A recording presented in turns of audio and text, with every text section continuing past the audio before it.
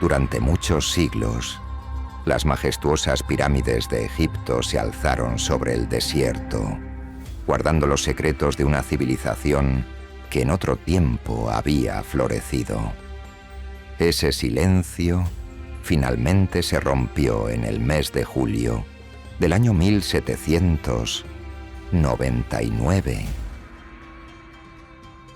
cuando un soldado francés encontró una gran piedra con inscripciones cerca de la ciudad de Rosetta, a unos 55 kilómetros de Alejandría. Este objeto, que hoy se conoce como la Piedra de Rosetta, estaba grabado con varios sistemas de escritura, incluidos jeroglíficos. Su desciframiento devolvió a la vida un idioma perdido por milenios, abriendo el camino a las maravillas del antiguo Egipto.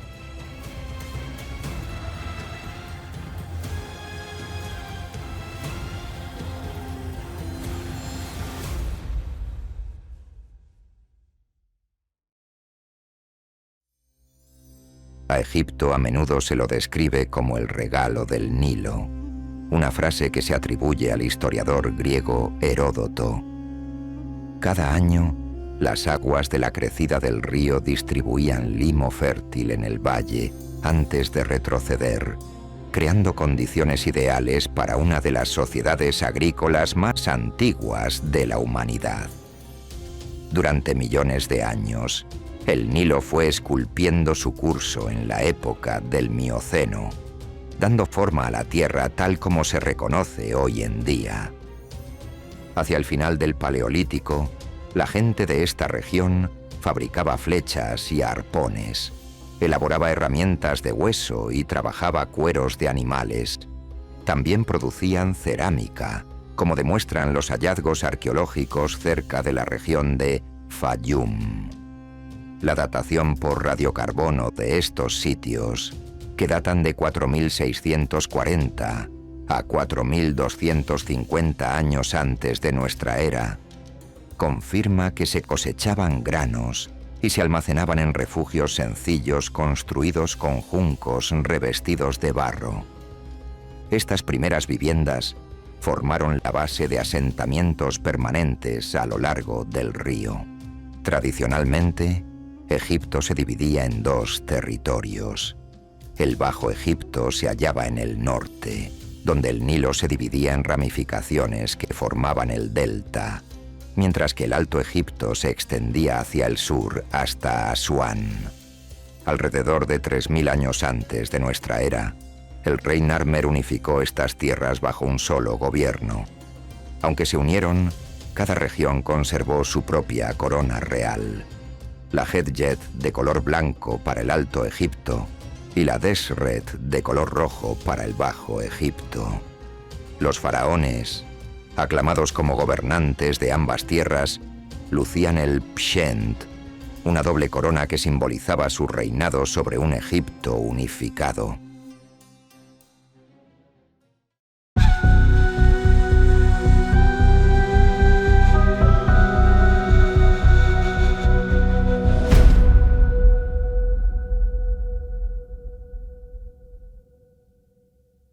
La época predinástica de Egipto abarca desde aproximadamente 6000 hasta 3150 años antes de nuestra era, extendiéndose desde tiempos paleolíticos a lo largo de la Edad Neolítica hasta el inicio de la primera dinastía.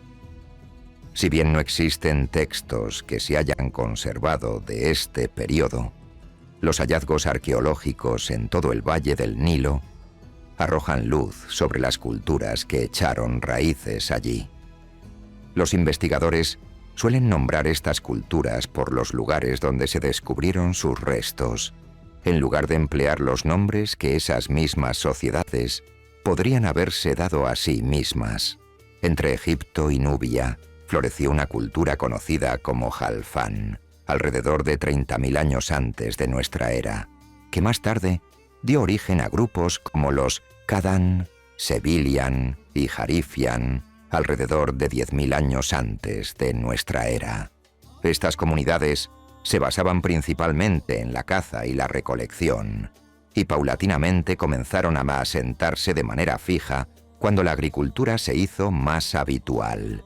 Una de las culturas agrícolas más tempranas se desarrolló en el oasis de Fayum, una cuenca natural situada al sureste de la meseta de Giza, donde vivió el pueblo Fayumá desde cerca de 9.000 hasta 6.000 años antes de nuestra era. Construían viviendas de juncos, a menudo con depósitos subterráneos para granos, y complementaban sus actividades agrícolas con la caza y la pesca. Criaban ganado vacuno, ovejas y cabras, y producían cestas y cerámica. Con el paso del tiempo, algunos jefes tribales surgieron como líderes, y es probable que su autoridad se transmitiera dentro de las mismas familias. A medida que las comunidades se expandían, la gente pasó de pequeños grupos nómadas a asentamientos mayores y más estables en el delta del Nilo. Una de estas culturas, Merim de Beni Salama, prosperó aproximadamente entre 8.000 y 4.000 años antes de nuestra era en el lado occidental del delta, donde se han encontrado indicios de almacenamiento temprano de granos en el período neolítico. Las personas sembraban trigo, cebada, lentejas, guisantes y lino, y domesticaron animales para sostener su modo de vida. Las crecidas anuales del Nilo depositaban limo y barro en los suelos del valle, proporcionando la fertilidad que hizo posible la agricultura egipcia. Los antiguos egipcios excavaron estanques para retener las aguas de la inundación, un sistema rudimentario de riego para los cultivos. Con el tiempo, surgieron nuevas culturas, cada una edificando sobre los logros de las anteriores. Alrededor de 4.000 años antes de nuestra era, la cultura elómari construyó viviendas circulares empleando barro enlucido, un avance significativo respecto a las chozas anteriores de juncos. En el Bajo Egipto, que abarca la parte norte del delta cerca del mar Mediterráneo, evolucionaron diversos grupos que prosperaron. Mientras tanto, en el Alto Egipto, al sur, se desarrolló la cultura badariense, inicialmente medio nómada, habitando en tiendas de campaña, pero que de manera gradual adoptó viviendas fijas. A continuación surgió la cultura amratiense, también llamada Nakada I, destacada por diseños de casas más avanzados, que incluían ventanas, hogares y muros hechos de entramado de varas y barro. Se construían defensas contra el viento alrededor de las entradas para protegerse de las ráfagas del desierto. Hacia 3.500 años antes de nuestra era, la momificación se hizo más común y los difuntos eran a menudo enterrados con objetos personales. La cultura jerceense, llamada también Nakada II, amplió las redes comerciales, provocando cambios notables en el arte y la arquitectura. Muchas de sus construcciones, incluidas las de personas acomodadas, usaban ladrillos secados al sol y presentaban patios cerrados. Con el paso de las generaciones, Abidos, al norte de Nakada, adquirió relevancia como lugar de entierro y evolucionó hasta convertirse en una necrópolis de grandes dimensiones. Allí, los enterramientos comenzaron con modestas tumbas de ladrillo sin cocer, que luego fueron sustituidas por estructuras más grandes y cuidadosamente labradas en piedra. Con el tiempo, los reyes elegirían Abidos para sus propias tumbas monumentales, aunque los hallazgos revelan que gente de todas las regiones traía a sus difuntos a este lugar para darles sepultura. Hacia ese entonces, las ciudades de Xois en el delta y Hieracómpolis en el Alto Egipto se habían desarrollado como centros relevantes, al igual que Tinis y Nakada. Durante el periodo aproximado de 3.400 a 3.200 años antes de nuestra era, surgieron formas incipientes de escritura jeroglífica. Los arqueólogos han encontrado símbolos grabados en cerámica y marfil cerca de Abidos, aunque las oraciones completas escritas solo aparecen alrededor de 5 siglos más tarde, en tiempos del rey Peribsen de la segunda dinastía. A medida que el comercio aumentaba y la población crecía, las aldeas más pequeñas de ladrillo evolucionaron en centros urbanos más grandes, que en ocasiones competían por recursos y rutas comerciales. En el Alto Egipto emergieron 3 ciudades-estado dominantes, Tinis, Nákada e Hieracómpolis, disputándose el poder. Se produjeron batallas entre gobernantes enigmáticos llamados Reyes Escorpión, y, en época posterior, aparecieron figuras conocidas como Ka y Narmer. Algunos eruditos proponen que Escorpión el I, Escorpión el II y Ka fueron los últimos líderes de la etapa predinástica, justo antes de que el rey Narmer unificara tanto el Bajo como el Alto Egipto bajo su dominio, forjando la primera dinastía y marcando el inicio oficial de la historia registrada de Egipto.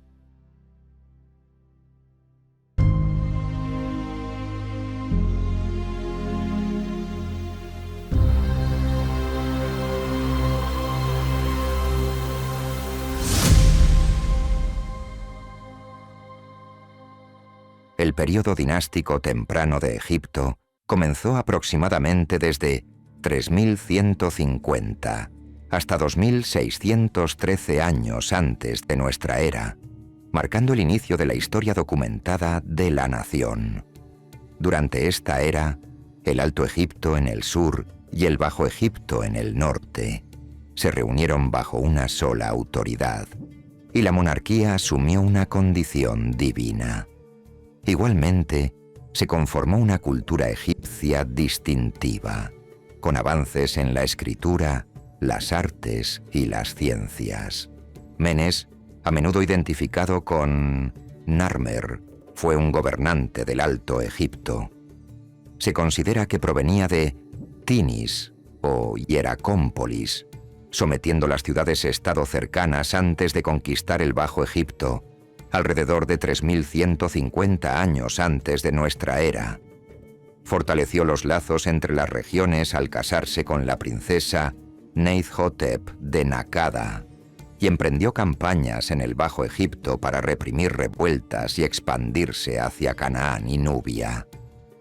Bajo su reinado, se realizaron grandes esfuerzos constructivos y los núcleos urbanos crecieron con rapidez. Menes fue sucedido alrededor de 3100 años antes de nuestra era por Hor-Ajá, quien prosiguió con las actividades militares de su padre y mostró gran interés en las tradiciones religiosas. Durante la época de Hor-Ajá, se edificó la primera mastaba, reflejando ideas novedosas acerca de la vida de ultratumba. El sucesor de Hor-Ajá, Yer, gobernó desde cerca de 3050 años antes de nuestra era, seguido de Yet en torno al año 3000 antes de nuestra era. Yet se casó con la princesa Merneid, quien quizá ejerció el poder por derecho propio, constituyendo el caso más antiguo conocido de una mujer con potestad real. Subió al trono hacia 2990 años antes de nuestra era, y se le considera el monarca más destacado de la primera dinastía. Reinó durante 50 años, supervisando la expansión económica, dirigiendo exitosas campañas militares y encargando grandes proyectos de construcción y obras artísticas.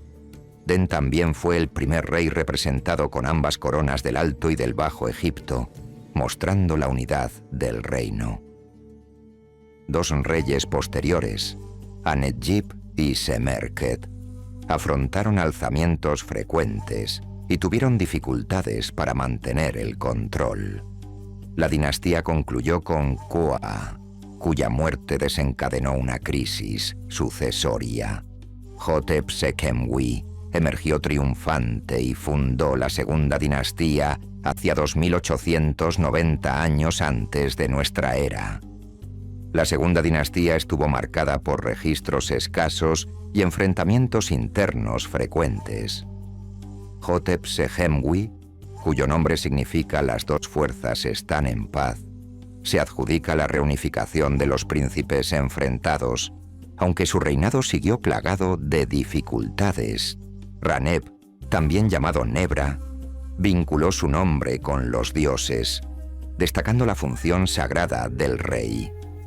Otro gobernante, Peribsen, optó por asociarse al dios Set en lugar de Horus, tal vez por motivos políticos en el Alto Egipto.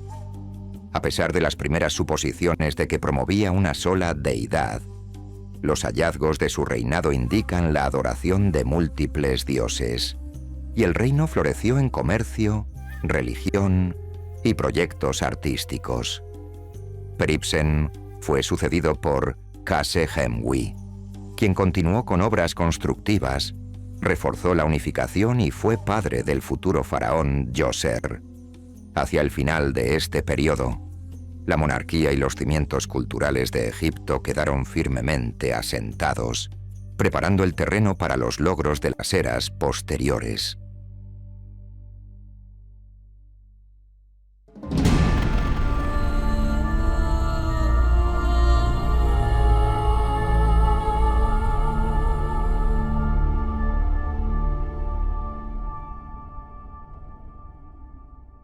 La tercera dinastía de Egipto da comienzo con el rey Djoser, célebre por su pirámide escalonada en Saqqara.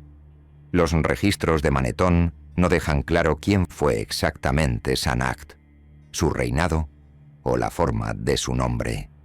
De hecho, las referencias a Sanacht aparecen únicamente en la lista real de Ábidos, en el papiro de Turín y en dos relieves hallados en la mastaba sepulcral Ka-2, en un lugar llamado Beit Khalaf.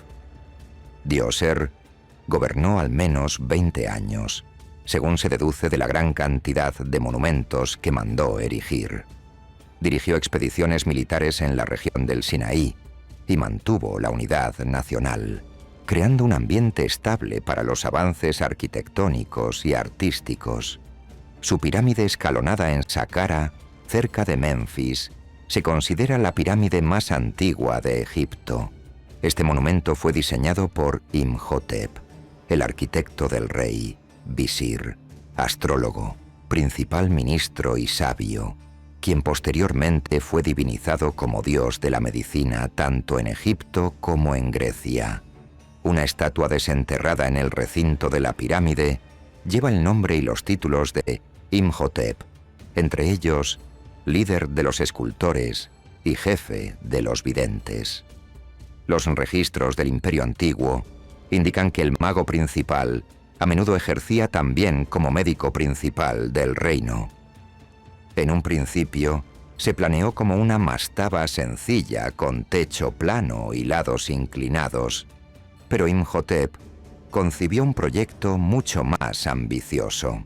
Apiló varias mastabas de tamaño decreciente una sobre otra, creando una estructura de 6 niveles. En vez de los ladrillos de barro habituales, los constructores emplearon grandes bloques de piedra adornados con diseños que evocaban juncos y otras plantas. Al finalizar, la pirámide se alzaba hasta cerca de 62 metros, lo que la convirtió en la construcción más impresionante de su época.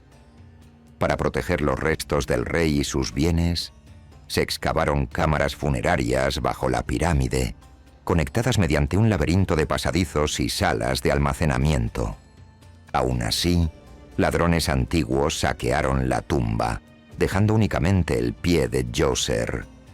Pese a esa pérdida, el diseño de la pirámide escalonada demostró la pericia pionera de los constructores de la tercera dinastía. También erigieron otros monumentos destacados, a veces llamados la pirámide enterrada y la pirámide en capas, abriendo el camino a las pirámides de lados lisos de la cuarta dinastía, que siguen fascinando al mundo hasta nuestros días.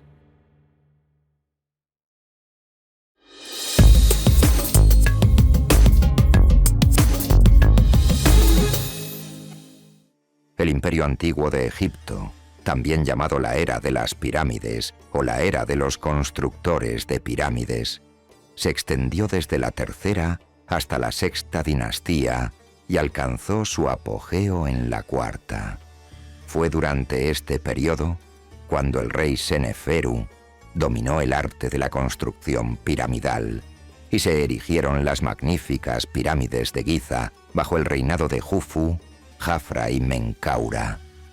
Los textos e inscripciones que perduran de entonces son escasos, así que los historiadores se basan mayormente en monumentos de piedra, estatuas e inscripciones encontradas dentro o cerca de templos y complejos funerarios para reconstruir hechos y fechas. La tumba del rey, unas de la quinta dinastía, por ejemplo, contiene los textos piramidales más antiguos conocidos, que revelan las creencias religiosas de esa etapa. Bajo el Imperio Antiguo, un poderoso gobierno central se estableció en Memphis, encabezado por un monarca cuyo reinado se percibía como de origen divino. El arte, la escritura y las técnicas de construcción progresaron, legándonos la más grandiosa herencia del Egipto antiguo, las enormes pirámides y la gran esfinge en Giza. Sin embargo, solo una pequeña parte de las obras artísticas e inscripciones de aquella época se ha conservado. Muchas de las esculturas y relieves que perduran exhiben un estilo uniforme, reflejando los gustos de la élite de la capital. Grandes o pequeñas, estas construcciones se erigieron con extraordinaria precisión, y los egipcios de tiempos posteriores las contemplaron con profundo respeto. Los egipcios de todas las clases compartían un marco religioso común, aunque las diferencias de riqueza y rango se trasladaban también a la vida de ultratumba. Quienes ostentaban un estatus más elevado podían costear tumbas elaboradamente preparadas, mientras que otros no. El único obstáculo serio para recibir un entierro adecuado era morir en el extranjero, pues los egipcios creían que uno debía ser sepultado en su tierra natal para resucitar a la vida eterna. De ahí que repatriar un cadáver a Egipto fuera de suma importancia, a fin de realizar los ritos apropiados. Para organizar la inmensa mano de obra requerida en la construcción de pirámides, se necesitaba una burocracia eficiente. En la cúspide de esa jerarquía se encontraba el rey, considerado dueño de toda la tierra por mandato divino. Debajo de él, un reducido grupo de funcionarios letrados dirigía el gobierno, los asuntos militares, la recaudación de impuestos y los grandes proyectos. El chati, equivalente a un primer ministro, coordinaba la administración cotidiana, controlando la comunicación a través de escribas y asignando tareas a gobernadores y jefes militares. Uno de los monumentos más antiguos que a menudo se atribuye al Imperio Antiguo es la pirámide de Meidum, adjudicada por mucho tiempo a Juni, el último rey de la tercera dinastía. Sin embargo, pruebas sugieren que, en realidad, fue Seneferu, el primer gobernante de la cuarta dinastía, quien tomó las riendas y tal vez completó dicha pirámide, llamada después la pirámide falsa por su revestimiento exterior colapsado. Luego, Seneferu construyó 2 pirámides más en Dahshur. La primera, conocida como la pirámide acodada, inicia con una pendiente pronunciada y luego cambia bruscamente a un ángulo más suave, creando su distintiva silueta doblada. Es probable que ello sucediera cuando los constructores se dieron cuenta de la inestabilidad del ángulo original. En vez de abandonar la obra, Seneferu prosiguió hasta terminarla. Aprendiendo de ese precedente, erigió la pirámide roja con una inclinación estable de 43 grados aproximadamente, empleando piedra caliza rojiza y consiguiendo así la primera pirámide verdaderamente completa de Egipto. Tales iniciativas inauguraron una edad de oro en la arquitectura y la ingeniería. Los logros de Seneferu y la estabilidad de su reinado prepararon el camino para su hijo Jufu, a quien los griegos más tarde llamaron Yeops. A Jufu se le recuerda sobre todo por la Gran Pirámide de Giza, la única maravilla del mundo antiguo que todavía se conserva. Fuentes griegas y posteriores con frecuencia lo describieron como un gobernante áspero que obligaba a su pueblo a trabajar, si bien los indicios arqueológicos apuntan a que los obreros recibían raciones como pago y no eran esclavos. Probablemente procedían de comunidades agrícolas durante la crecida anual del Nilo, cuando los campos no podían cultivarse. Aun si algunos relatos presentan a Jufu como despiadado, como la historia del papiro Huéscar acerca de la demostración mágica de un hechicero, quizá pretendían subrayar la fascinación del rey por la hechicería, más que probar una supuesta crueldad. Bajo el reinado de Jufu, el reino adquirió riqueza mediante campañas militares en Nubia y Libia, así como a través del comercio con ciudades como Biblos. Jufu, además, financió obras de irrigación, entre ellas una presa en Wadi Garawi, para mejorar los terrenos cultivables y la vida urbana. La Gran Pirámide se edificó durante cerca de 2 décadas, con arquitectos, ingenieros y numerosos grupos de trabajadores especializados, todos coordinados por el visir de Jufu, Hemiunu, quien también era su pariente. Sus pasadizos internos, la alineación con los puntos cardinales y los gigantescos bloques de piedra siguen generando debate entre los historiadores. Ningún texto de la antigüedad explica cabalmente los métodos con los cuales se erigió tan monumental construcción. Tras la muerte de Jufu, se produjo un cambio temporal en la sucesión, llegando al poder Dayedefra. Este era hijo de Jufu, pero tal vez no el heredero que el rey había designado. Continúa sin resolverse la cuestión de quién construyó la gran esfinge, si Dayedefra o su sucesor y hermano Jafra. La mayoría de los especialistas identifica a Jafra como su artífice, en parte porque la esfinge se halla alineada directamente con el complejo piramidal de Jafra y parece presentar sus rasgos faciales, aunque algunos sostienen que tal vez represente a Jufu. Jafra gobernó de manera similar a su padre, concentrando el poder en el seno de la familia. La pirámide que edificó en Giza es la segunda más voluminosa. Son escasos los pormenores de su reinado, pero se estima que sus logros en lo militar y lo económico fueron cercanos a los de Jufu. Tras Jafra, se desencadenó otro breve desacuerdo sucesorio que involucró a su sobrino Baja, quien reinó poco tiempo, para luego ceder el paso a Menkaura, hijo de Jafra. Más tarde, las fuentes griegas y egipcias en general describen a Menkaura de manera positiva, elogiándolo por su sentido de justicia y benevolencia.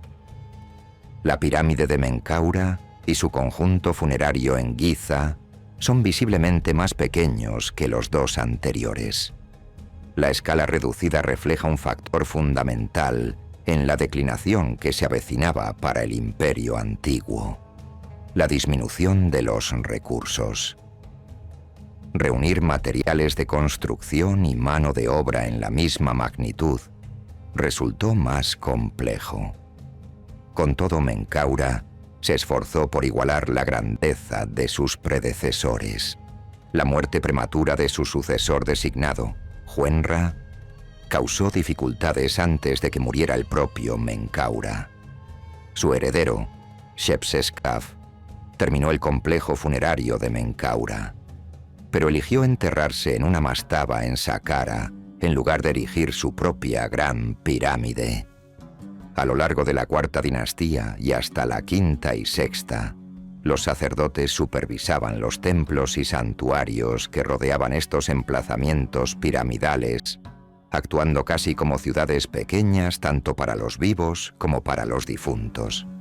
Giza, por ejemplo, fue en algún momento una comunidad vibrante de sacerdotes, obreros, artesanos, cerveceros y mercaderes que sostenían rituales cotidianos, producían bienes y mantenían esos colosales monumentos. Los campesinos, que formaban la base social, trabajaban los campos a lo largo del Nilo y durante la inundación, cuando no podían cultivar, tomaban parte en las construcciones estatales. A cambio, recibían comida, cerveza y a veces remuneración. No hay pruebas contundentes de que las pirámides se erigieran con mano de obra esclava. Por el contrario, se trataba de egipcios que realizaban trabajo público a cambio de sustento y la posibilidad de ascenso social. En este ámbito, los artesanos especializados percibían mayores salarios que los trabajadores no cualificados y algunos oficios cobraron importancia. Los carpinteros que fabricaban mesas, cofres y sillas podían volverse acaudalados. Los alfareros producían platos, cuencos y recipientes para el almacenamiento y el intercambio.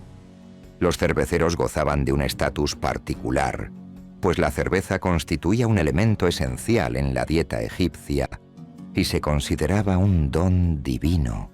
Las mujeres administraban con frecuencia las cervecerías, al menos en las épocas tempranas, y la cerveza era tan primordial que los obreros de Giza recibían raciones diarias fijas. La vida familiar variaba según la posición social. La mayoría de los matrimonios eran arreglados, con niñas que se casaban alrededor de los 12 años y varones hacia los 15. Era habitual que los hijos de la familia real se comprometieran al nacer con monarcas extranjeros para afianzar alianzas. Las actividades de ocio también ocupaban parte de la vida cotidiana. Los egipcios disfrutaban de deportes como el juego de pelota con la mano, el tiro con arco, el juego de la cuerda, el remo, la lucha y una clase de combate acuático con botes pequeños en el Nilo. Los juegos de mesa y las fiestas fastuosas animaban el año, y la dieta egipcia se fundamentaba en cereales y verduras. La carne era escasa, reservada generalmente para los más acaudalados. La cuarta dinastía terminó con Shepseskaf. La quinta dinastía, denominada la dinastía de los reyes del sol, introdujo un viraje de la atención hacia el dios solar Ra. Varios gobernantes empezaron a incorporar el nombre de Ra al suyo. Los tres primeros, Userkaf, Sahure y Neferirkare Kakai, fueron recordados más adelante en el papiro Huéscar como de nacimiento divino. Aparece también en los registros una mujer llamada Yentkaus, posiblemente hija de Menkaura, con el título de Madre de dos reyes del Alto y del Bajo Egipto, aunque su función exacta sigue sin esclarecerse. Ella dejó una pirámide más pequeña en Giza. Userkaf construyó un gran templo solar en Abusir, presagiando un cambio en la posición del rey. En lugar de centrarse únicamente en la pirámide real, se guió al pueblo para honrar a Ra de forma más directa mediante el sacerdocio. El hijo de Userkaf, Sahure, continuó esta tendencia al levantar su complejo funerario cerca del templo solar. También organizó el primer viaje naval registrado a la tierra de Punt y estableció acuerdos comerciales beneficiosos que enriquecieron el reino. El diseño del templo de Sahure empleó columnas con forma de tronco de palmera, un estilo que luego se adoptaría en todo Egipto. El reinado efectivo de Sahure dio lugar a una economía próspera, evidencia de la fina artesanía en su complejo. Neferirkare Kakai, hijo de Sahure, asumió el trono a continuación. Poco se sabe sobre su gobierno, aunque algunos documentos revelan que la autoridad del clero siguió expandiéndose. Le sucedió brevemente Neferafra, quien murió joven, y después Shepseskare. Un monarca posterior, Niuserre-Ini, erigió más templos y reforzó el poder de los sacerdotes. Menkaujor Kayú lo sucedió, siendo el último gobernante conocido por construir un templo solar. Luego Yedkarei Sesi tomó el trono a fines del 25º hasta mediados del 24º siglo antes de nuestra era. Reformó la administración y redujo en gran medida la influencia de los sacerdotes, rehusando erigir un templo solar dedicado y recortando la enorme burocracia religiosa. El último rey de la quinta dinastía fue Unas, o Wenis, cuyo reinado está pobremente documentado, pero resulta notable porque introdujo los textos de las pirámides dentro de su tumba. Al inicio de la sexta dinastía, la autoridad de la corte real se había debilitado aún más. Teti, el primer rey de esta nueva dinastía, fue asesinado por sus guardias personales, según algunas fuentes, un hecho inimaginable antes, cuando el poder real era incuestionable. Su sucesor, Userkara, reinó poco tiempo antes de que Pepi el I tomara el mando.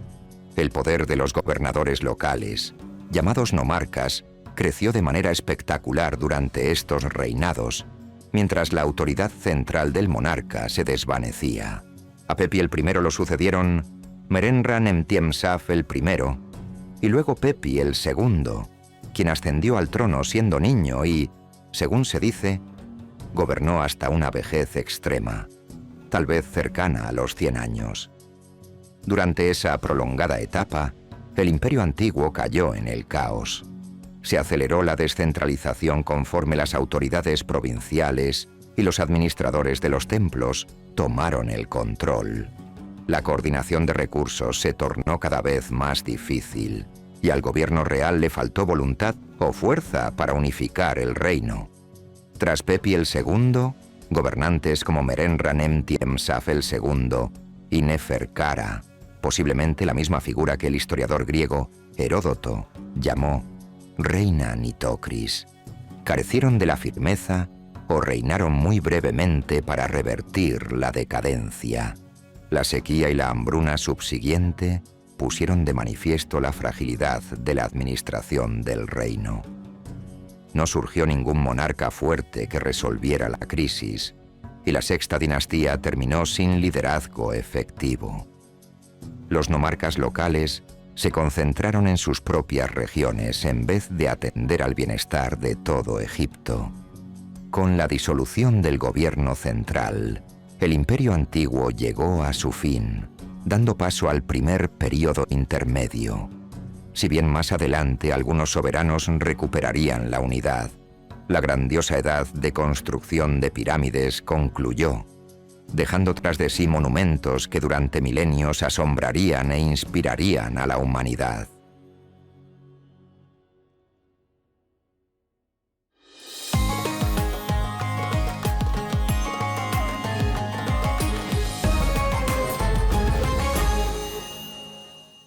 El primer período intermedio de Egipto, que abarca aproximadamente desde la séptima hasta comienzos de la 11ª dinastía, surgió a raíz de que el gobierno central en Menfis se debilitó, mientras que los jefes provinciales, los nomarcas, reclamaron más poder en sus respectivos territorios. Ya no aparecieron las monumentales pirámides ni los grandes proyectos de construcción del imperio antiguo.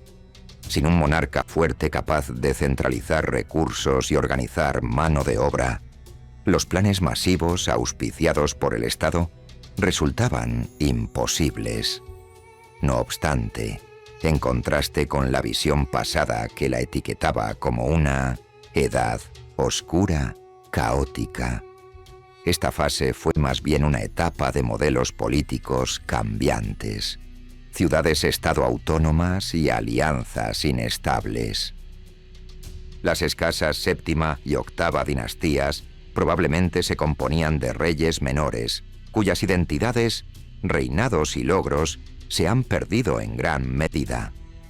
Poco después, una sucesión de gobernantes con sede en Heracleópolis, las dinastías novena y décima, se autoproclamó la línea legítima de reyes. Al mismo tiempo, en Tebas, En el Alto Egipto se produjo el ascenso de la familia Intef, nomarcas influyentes que se opusieron al dominio heracleopolitano. Intef el I, cerca de 2125 años antes de nuestra era, se autodenominó Gran Señor del Nomos y supervisor de sacerdotes, construyendo una base de poder que prepararía el escenario para la hegemonía tebana. Los sucesores de Intef, el I, siguieron ampliando la influencia de Tebas. Mentuhotep el I, alrededor de 2115 años antes de nuestra era, conquistó nomos vecinos y se basó en victorias anteriores. Hacia el reinado de Mentuhotep el II, a quien en épocas posteriores se apodó Segundo Menes, Tebas ya había consolidado el control sobre un vasto territorio. Mentuhotep el II finalmente derrotó a Heracleópolis, unificando la tierra bajo su mando y castigando a aquellos nomos que habían apoyado a los reyes del norte, al tiempo que recompensaba a los leales a Tebas. Una vez reunificado el país, Mentuhotep el II se dedicó a reforzar su poder, patrocinar obras constructivas y conducir campañas militares. Tras su muerte, Mentuhotep el III, del año 2010 al 1998 antes de nuestra era, continuó varias de estas políticas y envió expediciones a la legendaria tierra de Punt, reforzando la economía y el alcance de Egipto. Su sucesor, Mentuhotep el IV, reinó cerca de 7 años y tal vez mantuvo una gobernanza eficaz, pues el país parece estable cuando Amenemhat finalmente llegó al poder. Una inscripción señala que, siendo aún visir, Amenemhat supervisó la extracción de piedra para el sarcófago de Mentuhotep el IV. Se cuenta que sucedieron 2 prodigios. Una gacela dio a luz sobre el bloque de piedra elegido y una lluvia imprevista descubrió una fuente de agua.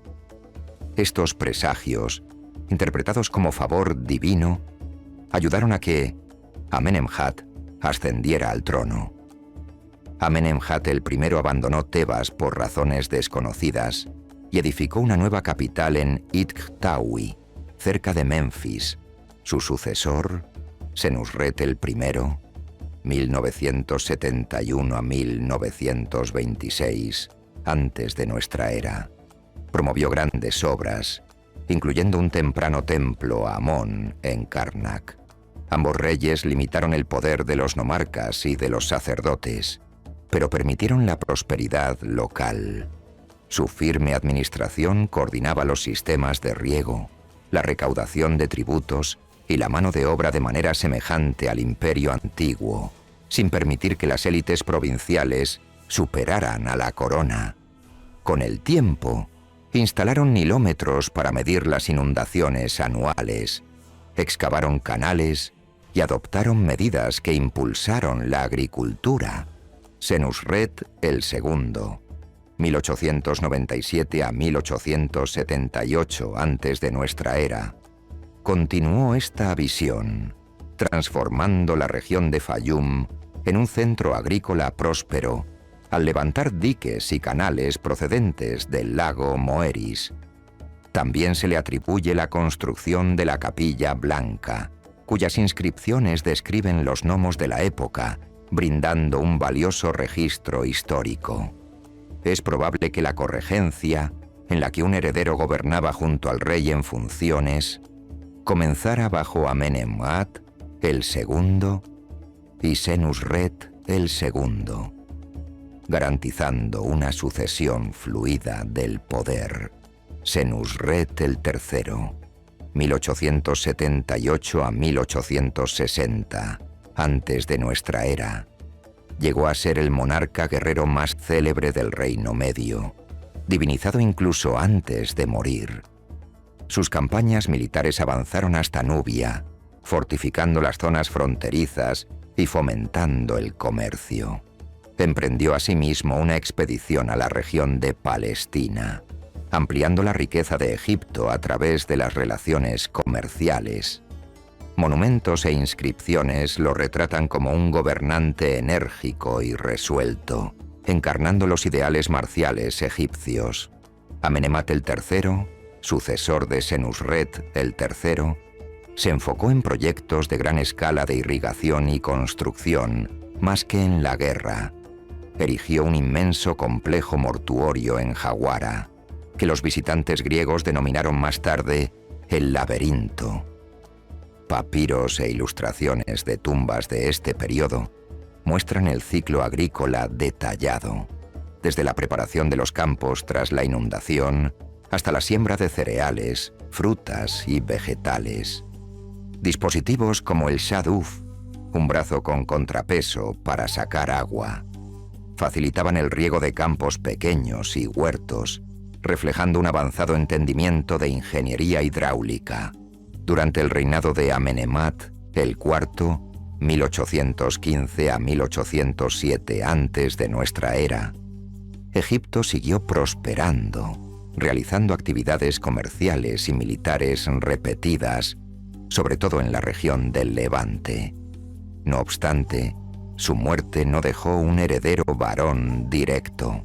El poder pasó entonces a Sobekneferu, 1807 a 1802 antes de nuestra era, posiblemente hermana o esposa de Amenemhat el IV, convirtiéndola en una de las gobernantes femeninas más antiguamente confirmadas en la historia.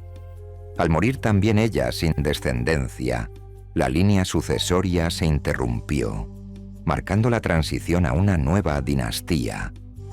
Así concluyó la dinastía duodécima, célebre por sus reyes fuertes y logros de gran alcance. La dinastía decimotercera mantuvo nominalmente las políticas del Reino Medio, pero carecía de la autoridad personal de sus predecesores.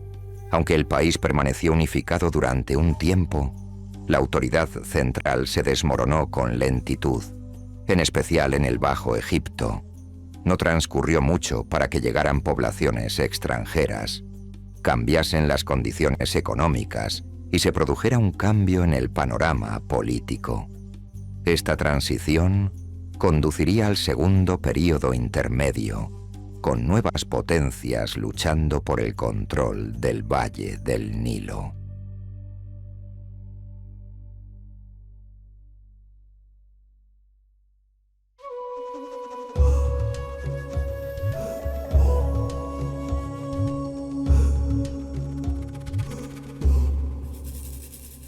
El segundo período intermedio de Egipto dio comienzo a medida que la influencia de la dinastía decimotercera menguaba y la corte real se trasladó de Itztaui a Tebas, en el Alto Egipto, reduciendo así el poder de los monarcas en el norte.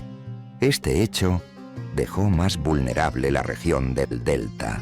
A comienzos de la 12ª dinastía, el rey Amenemhat I había fundado el asentamiento de Judwaret en el lejano norte, más tarde llamado Avaris. Esta ciudad creció hasta ser un vibrante enclave comercial con acceso al mar y rutas terrestres que conducían al Sinaí y más allá, hacia el este.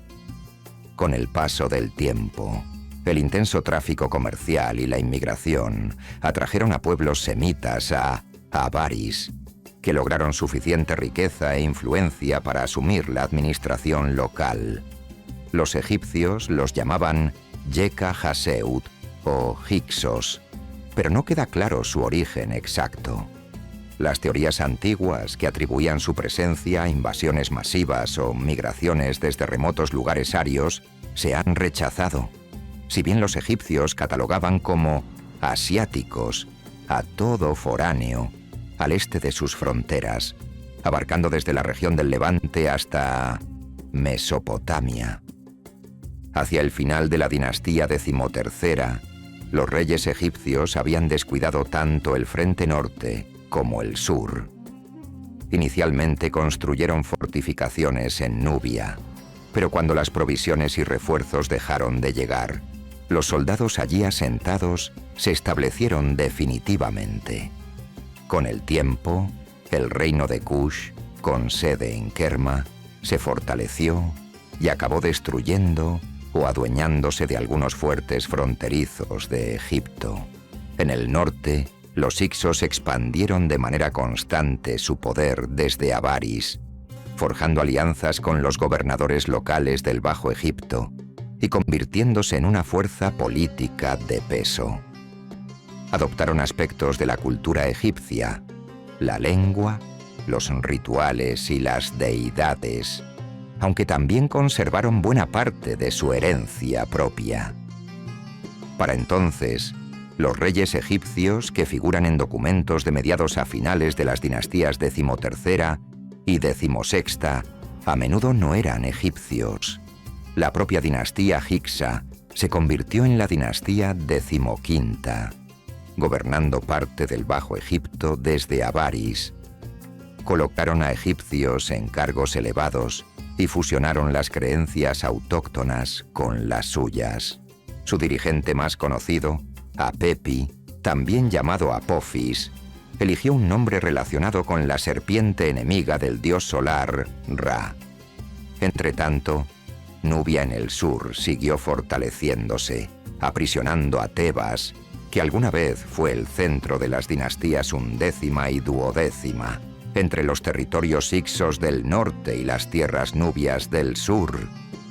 Según una tradición posterior, Apepi envió un mensaje al gobernante tebano Seqenenratao, pidiéndole que dejara de cazar hipopótamos cerca de Tebas, argumentando que los animales alteraban su descanso.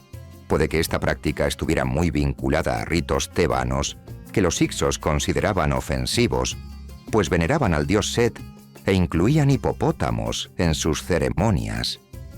Seqenenratao se negó y marchó hacia el norte para enfrentarse a los hicsos.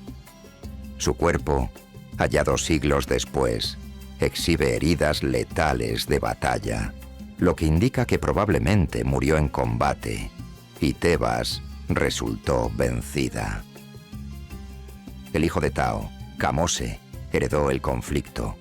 Las evidencias escritas revelan que lamentaba pagar tributos a reyes foráneos, tanto del norte como del sur, y se lanzó a atacar Avaris, afirmando haberla arrasado con tal fuerza que destruyó sus estructuras y dejó estériles a las mujeres. Sin embargo, aparentemente los hicsos retuvieron el control del Bajo Egipto cierto tiempo, sugiriendo que la victoria de Kamose no fue definitiva. Al fallecer Kamose, su hermano Ahmose I ascendió al poder. Renovó las hostilidades, expulsando al fin a los hicsos de Egipto, aplastando a Avaris y persiguiéndolos hasta las tierras del Levante. Allí los asedió en Sharujen, al sur de Palestina, durante varios años, hasta que huyeron de nuevo, sin dejar constancia clara de su destino. Ahmose I se erigió victorioso, fundando la dinastía XVIII e inaugurando el Imperio Nuevo, una fase de prosperidad renovada y expansión imperial. Para prevenir ocupaciones extranjeras futuras, Ahmose I y sus sucesores forjaron un ejército permanente y profesional, listo para emprender campañas más allá de las fronteras egipcias.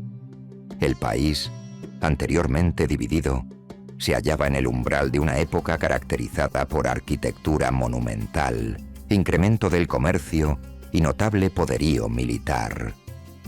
Las vivencias del segundo período intermedio, especialmente la ocupación extranjera y la fragmentación interna, impulsaron la consolidación de la autoridad que definió el Imperio Nuevo, asegurando que Egipto no cayera tan fácilmente bajo el dominio externo de nuevo.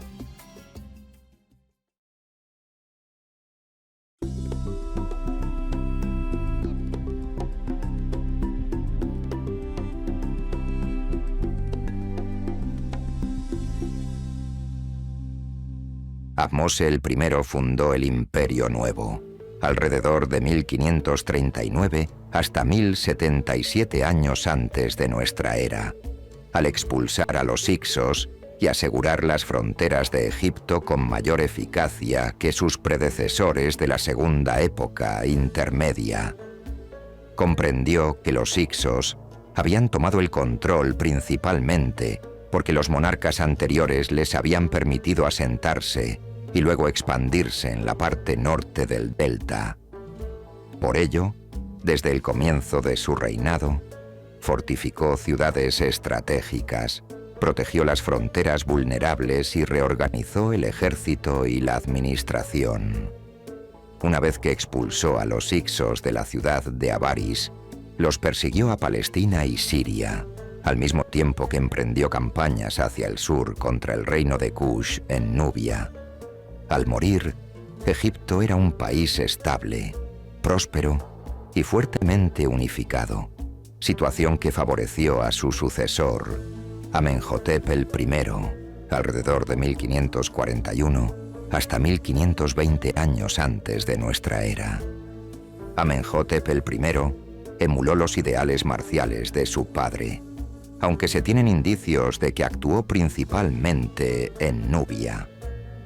No está claro si también realizó incursiones en Palestina o Siria, pero esas regiones se mantuvieron seguras durante su reinado, lo que sugiere ya sea vigilancia militar continua o sólidas relaciones diplomáticas. Al fallecer Amenhotep I, Tutmosis I, desde 1520 hasta 1492 años antes de nuestra era, asumió el trono y amplió aún más la influencia de Egipto. Poco después de convertirse en rey, aplastó una rebelión en Nubia, dando muerte él mismo al líder local y exhibiendo el cuerpo sobre su barco como advertencia a otros rebeldes. Luego avanzó hacia el sur para afianzar todavía más el dominio egipcio en Kush, antes de dirigir su atención al cercano oriente. Al igual que otros antes que él, invirtió grandes recursos en proyectos constructivos, ampliando el templo de Karnak en Tebas y levantando diversos monumentos en otras zonas del país.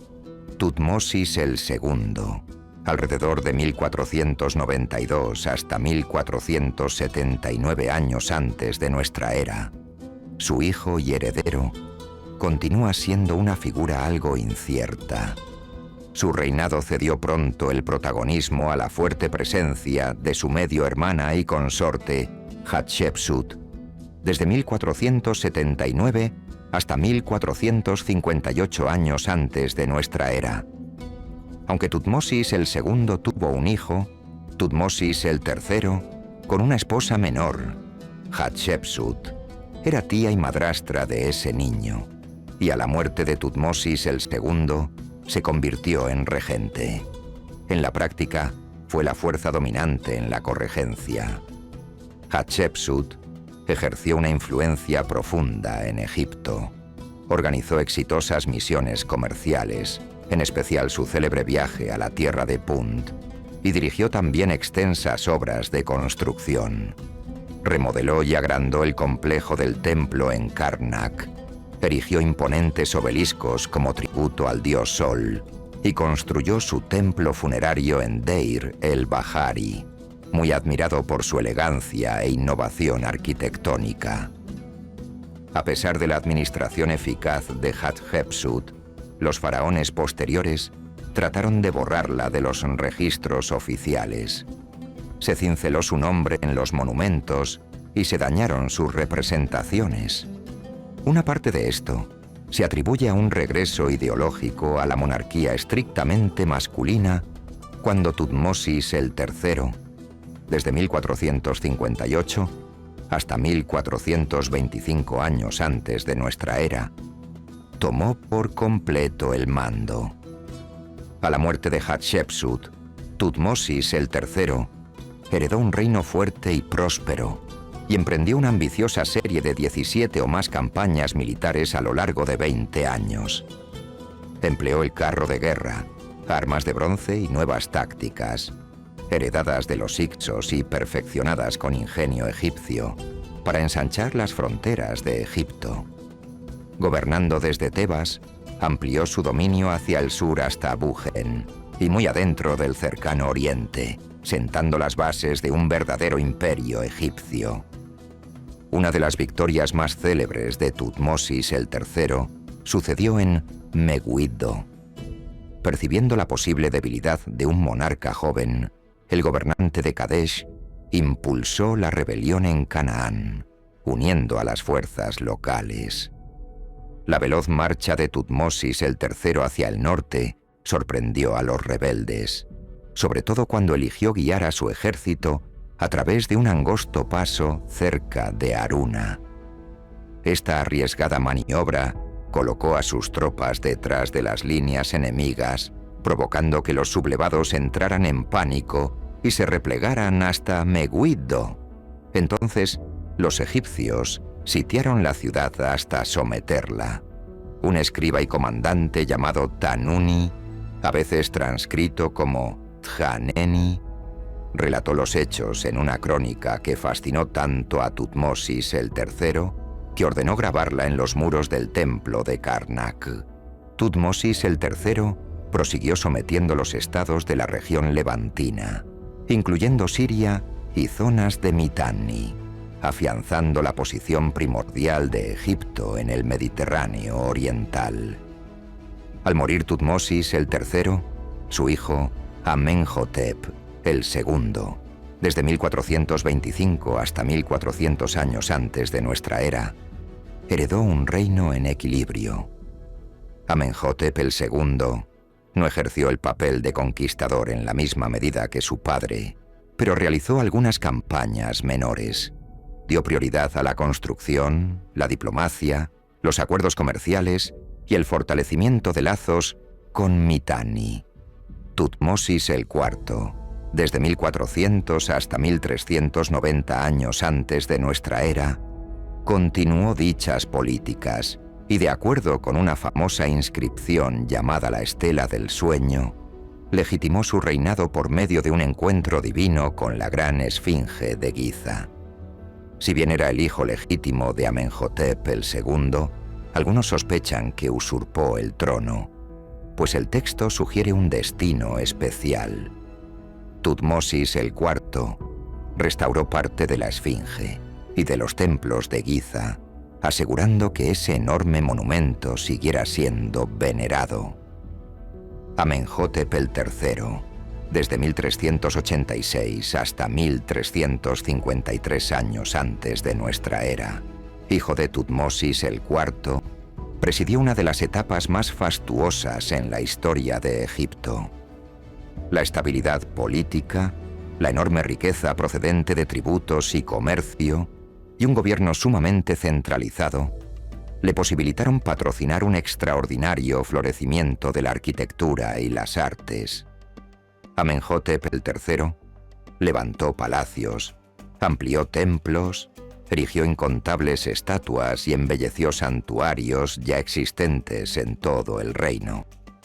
Su reinado también contempló el aumento en el poderío del sacerdocio de Amón, que reunió enormes extensiones de tierra y recursos, rivalizando incluso con la corte real. Para contrarrestar esta influencia, Amenhotep el III fomentó la veneración del Atón, una manifestación menor del sol. Aunque sus intentos de frenar la autoridad de Amón no tuvieron éxito completo, sí sacaron al Atón del olvido y prepararon el terreno para los cambios religiosos que se avecinaban. Amenhotep el IV, desde 1353 hasta 1336 años antes de nuestra era, más tarde llamado Ajenatón, es reconocido por convertir el culto a Atón casi en religión oficial del Estado. Cerró otros templos, en especial aquellos dedicados a Amón, y prohibió la antigua adoración de múltiples dioses. En el quinto año de su reinado, trasladó la capital desde Tebas a un nuevo emplazamiento llamado Ajetatón, la actual Amarna. Allí impulsó una revolución artística y cultural conocida como el período de Amarna, caracterizada por un arte más realista y la representación abierta de la vida real. Nefertiti, su principal esposa, ocupó un papel esencial en este nuevo marco religioso. Aparece en múltiples relieves junto al rey y su famosa escultura, atribuida al artista Tutmosis, sigue siendo uno de los símbolos más distintivos del Egipto antiguo. A la muerte de Ajenatón, el joven Tutanjatón, desde 1336 hasta 1327 años antes de nuestra era, asumió un reino en agitación. Con apenas 9 años de edad, pronto restauró a los viejos dioses y reabrió los templos clausurados. Cambió su nombre a Tutankamón, un gesto que simbolizó el retorno del país a la adoración de Amón y marcó el fin del monoteísmo oficial. Tutankamón trasladó de nuevo la sede administrativa hacia el norte, a Menfis, aunque Tebas conservó su relevancia ceremonial. Murió cerca de los 18 años, sin herederos. Su media hermana, Ankesenamón, aparece fugazmente en las crónicas políticas, tal vez intentando afianzar su propia autoridad o buscando apoyo en gobernantes extranjeros para protegerse.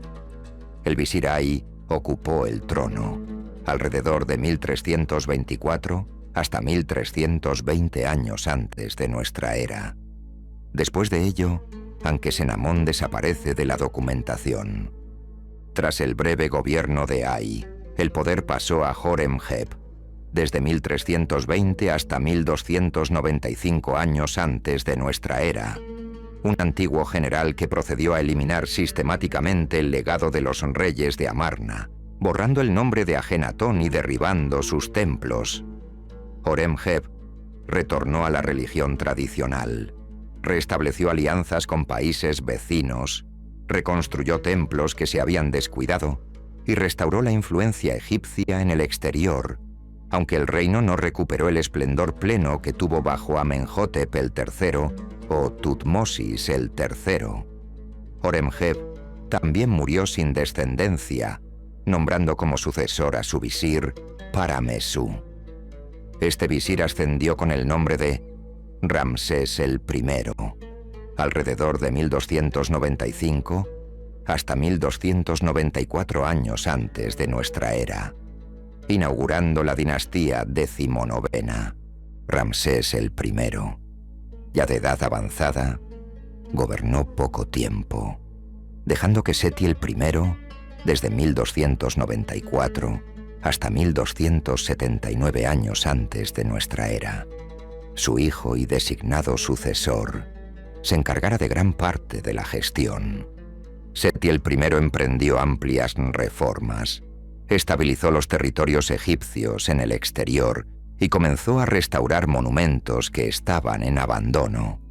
Continuó las enormes ampliaciones del templo de Karnak, iniciadas muchas generaciones antes, y renovó el prestigio de Egipto. No obstante, sería su hijo, Ramsés el II. Desde 1279 hasta 1213 años antes de nuestra era, destinado a reinar durante 67 años, quien redefiniría por completo la época. Ramsés el II, llamado Ramsés el Grande, construyó de manera extensiva, comisionando estatuas colosales de sí mismo y templos monumentales. Su nombre está inscrito en casi todo Egipto, desde Nubia en el sur hasta localidades en el norte.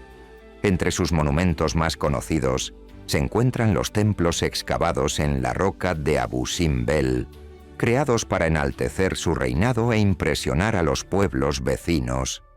Ramsés el II también es célebre por la batalla de Kadesh, cerca del año 1274 antes de nuestra era, contra el imperio hitita, que se había alzado como rival en la región. Ramsés el II marchó hacia el norte con al menos 4 divisiones, cerca de 20.000 hombres, para expulsar a los hititas y potencialmente arrebatar Kedesh. Sin embargo, espías hititas lo engañaron haciéndole creer que las fuerzas principales del enemigo estaban lejos. La primera división de Ramsés el II avanzó con exceso de velocidad y quedó aislada cuando las cuadrigas hititas cargaron. Solo la llegada repentina de refuerzos egipcios evitó un desastre total. Aunque la campaña terminó sin la captura decisiva de Kadesh, Ramsés el II proclamó la victoria exaltando sus proezas en los muros de los templos. La versión hitita, registrada en sus propios archivos, narra un desenlace distinto, sugiriendo que Muwatalli II conservó la ciudad. No obstante, ambas potencias se dieron cuenta de la futilidad de una guerra prolongada. Finalmente, Ramsés II concertó un tratado de paz con los hititas, uno de los primeros pactos formales de este tipo en la historia conocida. Esto aseguró las fronteras del norte de Egipto, redujo los gastos militares y estableció relaciones comerciales estables. Cuando murió Ramsés II, subió al trono uno de sus hijos menores, Meremptah, pues la mayoría de los otros hijos de Ramsés II habían fallecido antes que él. Meremptah, desde 1213 hasta 1200, 3 años antes de nuestra era, combatió invasiones procedentes de Libia y rechazó a invasores conocidos como los pueblos del mar. Sus inscripciones, como la estela de Merentah, mencionan a un pueblo llamado Israel, la primera referencia egipcia conocida sobre este grupo. Después de Merentah, la dinastía vigésima se enfrentó a dificultades crecientes. Ramsés III, entre 1186 y 1155 años antes de nuestra era, es a veces llamado el último gran monarca del Imperio Nuevo. Siguió el modelo de faraones guerreros anteriores, librando batallas feroces contra oleadas de pueblos del mar que habían asolado partes del Mediterráneo oriental. Si bien Ramsés III proclamó victorias relevantes, esos conflictos agotaron el tesoro egipcio. En la aldea de los constructores de tumbas de Deir el-Medina, los obreros dejaron de recibir salario, lo que dio lugar a la primera huelga documentada de la historia. El rey tuvo además disputas internas que desembocaron en una conspiración mortal dirigida por una esposa secundaria. Sus sucesores, Ramsés IV, Ramsés V y Ramsés VI, intentaron conservar el imperio, pero carecían de recursos. Ramsés VII, Ramsés VIII, Ramsés IX, Ramsés X y Ramsés XI presenciaron un desmoronamiento progresivo del Estado. En estos reinados finales, los sumos sacerdotes de Amón en Tebas acumularon enormes riquezas y poder administrativo, socavando la autoridad real. Al final del Imperio Nuevo, la unidad conseguida por Ahmose I se había erosionado. Las rivalidades entre la monarquía y el sacerdocio se intensificaron y las amenazas externas quedaron prácticamente sin control.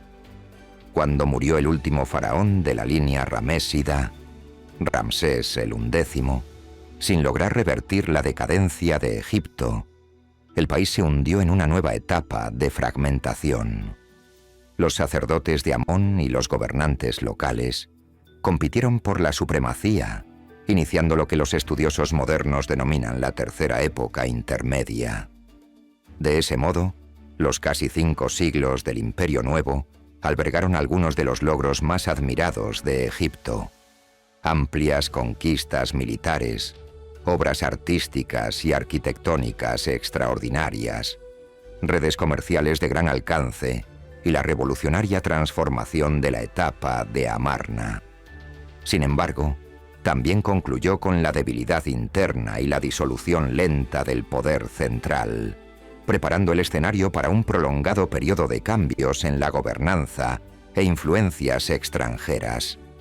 A pesar de su ocaso final, el Imperio Nuevo permanece como una fase emblemática de la civilización egipcia, representada por nombres legendarios como Hatshepsut, Tutmosis el III, Amenhotep el III, Ajenatón, Tutankamón y Ramsés el II.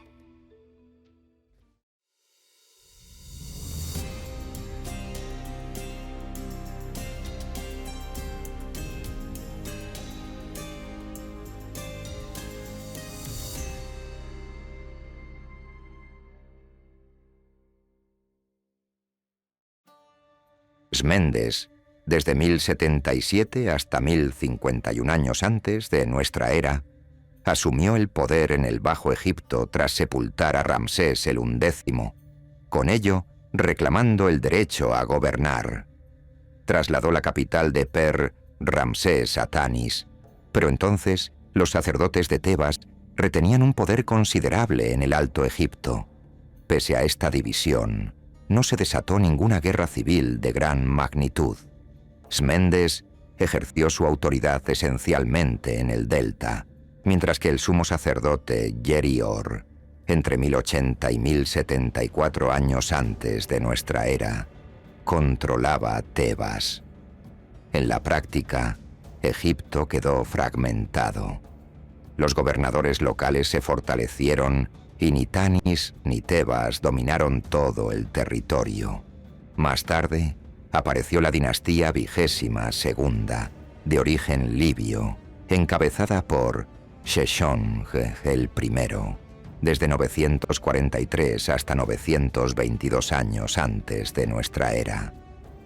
Tras unificar Egipto, emprendió campañas militares al estilo de las conquistas del Imperio Nuevo, reorganizó la administración en Tanis y eliminó la sucesión hereditaria de cargos sacerdotales en Tebas, instalando sumos sacerdotes y a las llamadas esposas del dios Amón por decreto real.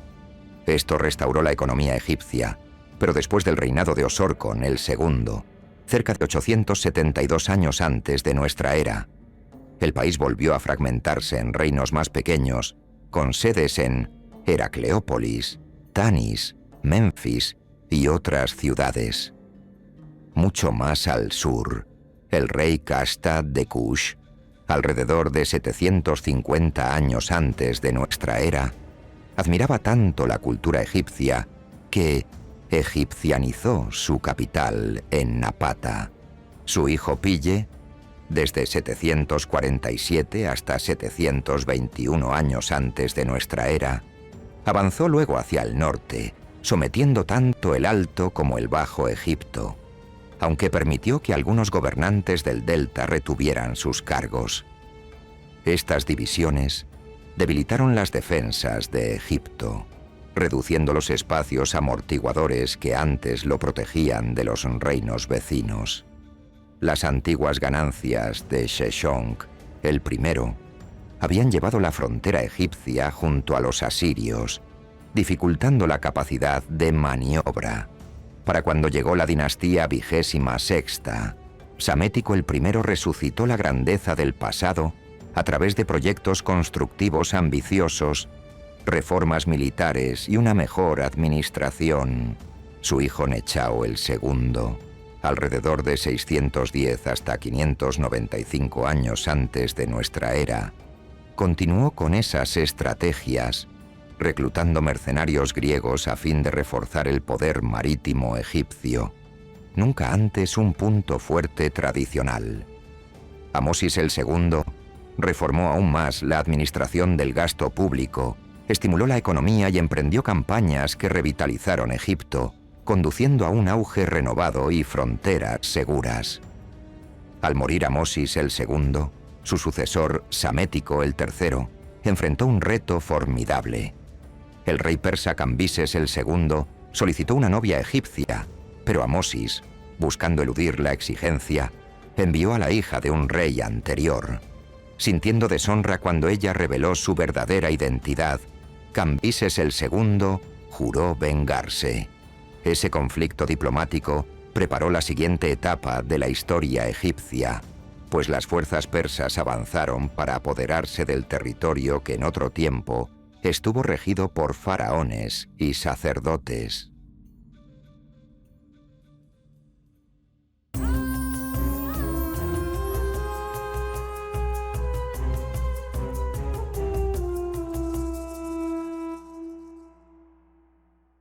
Darío ascendió al trono de los aqueménidas en el año 522 antes de nuestra era, heredando el dominio de Cambises el II y una Egipto convulsa.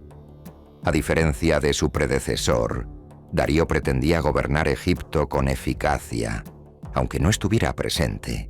visitó el país en repetidas ocasiones y financió la reconstrucción de templos deteriorados, dedicando nuevos santuarios en honor de los dioses egipcios. Conforme a la política persa, mostró tolerancia hacia las creencias locales, ganándose mayor aceptación que la obtenida por Cambises II. Sin embargo, bajo Jerjes I, entre 486 y 465 años antes de nuestra era, las energías de Persia se concentraron en la segunda invasión de Grecia. Después de las derrotas en Salamina y Platea, Jerjes I se volcó más en obras de construcción y la vida cortesana, dejando casi desatendidas las cuestiones de Egipto. Artajerjes I, entre 465 y 424 años antes de nuestra era, sucedió a Jerjes I y hubo de enfrentar la primera gran rebelión de Egipto, impulsada por Inaro el II, al parecer descendiente de Psamético el V, con ayuda de Atenas, del 460 al 454 antes de nuestra era. Aunque los persas sofocaron en última instancia la sublevación, esta confirmó la tenaz resistencia egipcia frente al control extranjero.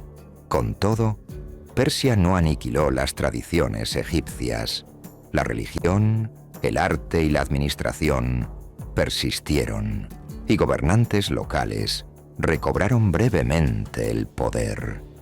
La 30ª dinastía restauró parte del esplendor faraónico, levantando monumentos y templos como sus antepasados, hasta que los persas retomaron de nuevo el control. Durante la segunda mitad del siglo IV antes de nuestra era, Filipo el II de Macedonia, desde 359 hasta 336 antes de nuestra era, unificó las ciudades-estado griegas bajo su mando y preparó la invasión de Persia. Al ser asesinado, su hijo Alejandro asumió el mando de las fuerzas macedonias. Mientras tanto, los últimos reyes egipcios nativos de la 30ª dinastía defendían su tierra y prolongaban la antigua herencia real, dejando imponentes edificaciones que recordaban a épocas faraónicas precedentes. Aunque muchos consideran que esta época tardía representa el fin de la soberanía egipcia, estuvo lejos de ser el final de la civilización.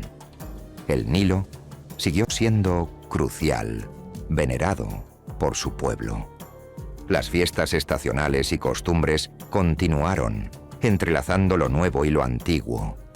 Su gastronomía conservaba los elementos básicos de antaño y el copto. Una forma evolucionada de la antigua lengua sobrevive aún hoy en rituales y variantes regionales. Los egipcios de nuestros días salvaguardan con orgullo este legado, con ceremonias fastuosas como la procesión de momias reales en El Cairo y la restauración de lugares como la Avenida de las Esfinges en Luxor. La construcción de ciudades modernas y carreteras expande el comercio, mientras arqueólogos siguen desenterrando tesoros que atraen la atención mundial, muy al estilo del hallazgo de la tumba de Tutankamón hace un siglo. Mediante su magia eterna y su historia rica, Egipto continúa cautivando e inspirando a personas en todas partes, erigiéndose en un nexo asombroso entre el remoto pasado y la era actual.